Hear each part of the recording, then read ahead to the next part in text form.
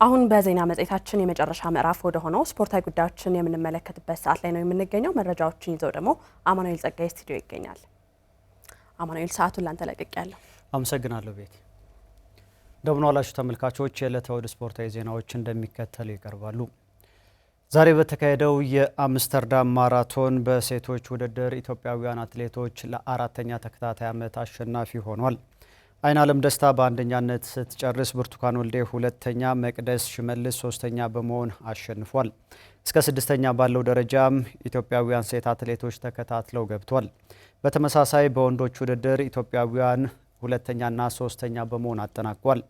50ኛ ዓመቱን እያከበረ ባለው ውድድር ኬንያዊው ጄፍሪ ኪፕቹምባ የግሉንና የቦታውን ክብረ ወሰን በማሻሻል አሸንፏል። የአምና የውድድሩ አሸናፊ ጸጋዬ ጌታቸው ሁለተኛ ሲሆን ጌታነህ ሞላ በሶስተኛ ደረጃ አጠናቋል። በ1975 የተጀመረው የአምስተርዳም ማራቶን ከውድድሩ ጎን ለጎን የአምስተርዳም ከተማን 750ኛ የምስረታ በዓል እያከበረ ይገኛል። በዓለም አትሌቲክስ የፕላቲኒየም ደረጃ ባለው በዚህ ውድድር ከ140 ሀገራት የተውጣጡ ከ60 ሺህ በላይ ተሳታፊዎች ሮጠውበታል። በዛሬው የአምስተርዳም ማራቶን ከኢትዮጵያ በወንዶች 11 በሴቶች 10 አትሌቶች ተሳትፏል። በተመሳሳይ የቶሮንቶ ወተርፍሮንት ማራቶን ዛሬ የሚካሄድ ይሆናል።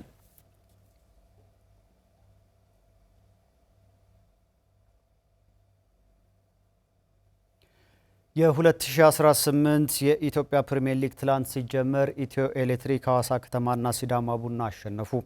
ሊጉ በሁለት ምድቦች ተከፍሎ የተጀመረ ሲሆን በእያንዳንዱ ምድብም 10 ክለቦች ይገኛሉ። የ2018 የኢትዮጵያ ፕሪሚየር ሊግ የመጀመሪያ 9 ሳምንታት ውድድር በአዲስ አበባና ሐዋሳ ከተሞች ይካሄዳል።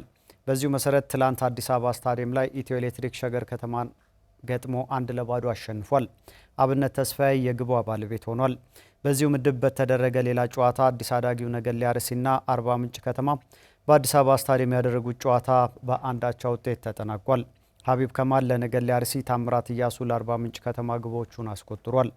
በምድብ 2 ሐዋሳ ከተማ ላይ በተደረገ ጨዋታ ሲዳማ ቡና ወልዋሎ አዲግራት ዩኒቨርሲቲን 4-0 ረቷል። አበባየሁ ሀጂሶ፣ አስቻለው ሙሴ፣ ተመስገን መንገሻና የወልዋሎው ጌታውን ባፋ በራሱ ላይ ግቦቹን ከመረብ አሳርፏል። ሰመራ አፍታይ ለወልዋሎ ብቸኛዋን ጎል ከመረብ አገናኝቷል። በዚሁ ምድብ ሐዋሳ ከተማ ድሬዳዋ ከተማን 2-0 አሸንፏል። ቸርነት አውሽና ጌታነህ ከበደ ከእረፍት በፊትና ከእረፍት መልስ የሐዋሳን የድል ግቦች አስቆጥሯል።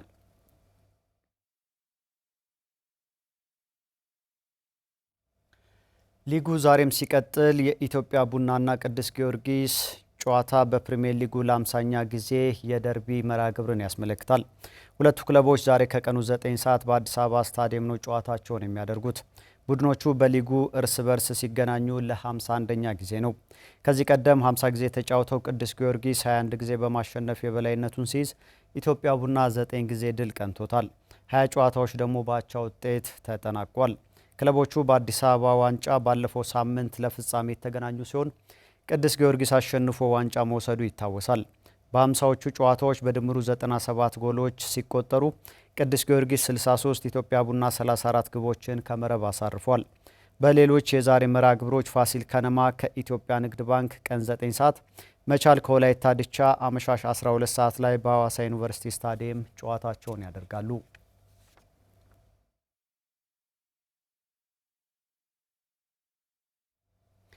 የኢትዮጵያ ሴቶች ብሔራዊ ቡድን ሉሲዎቹ ከ14 ዓመታት በኋላ ወደ አፍሪካ ዋንጫ ለመመለስ የመጨረሻ ጨዋታቸውን ለማድረግ ነገ ወደ ታንዛኒያ ያቀናሉ።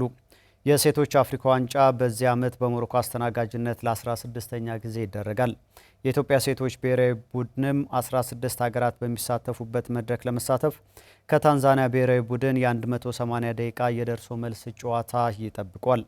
በአንደኛው ዙር ማጣሪያ የዩጋንዳቸውን አሸንፎ ለሁለተኛውና ለመጨረሻው ዙር ማጣሪያ የደረሰው የሉሲዎቹ ስብስብ የመጀመሪያ ጨዋታውን በመጪው ረቡዕ ከታንዛኒያ ላይ ያደርጋል። የመልሱን ጨዋታ ደግሞ በአዲስ አበባ የሚያደርግ ሲሆን በደርሶ መልስ ድምር ውጤት ካሸነፈም ከ14 ዓመታት በኋላ ለመጀመሪያ ጊዜ በአህጉሩ መድረክ መሳተፉን ያረጋግጣል።